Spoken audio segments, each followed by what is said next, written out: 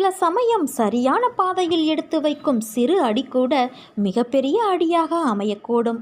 நுனி நடையாகினும் அடி எடுத்து வைத்து ஆரம்பித்தலே சாலத்தகும். இப்போதெல்லாம் அடக்கத்தை விட ஆரவாரத்திற்கே அதிக மதிப்பும் மரியாதையும்.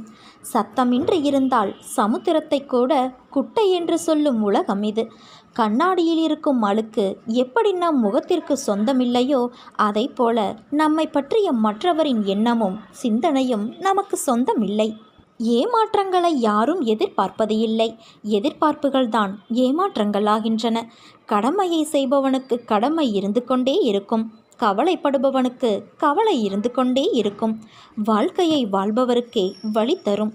தவறை மாற்றிக்கொள்பவருக்கே தலைமை பண்புகள் வரும். வயதை கடந்து வந்தவர் எல்லாம் அனுபவசாலிகள் கிடையாது. வழிகளில் வந்த வழிகளையெல்லாம் தாண்டி முன்னே வந்தவர்தான் அனுபவசாலி.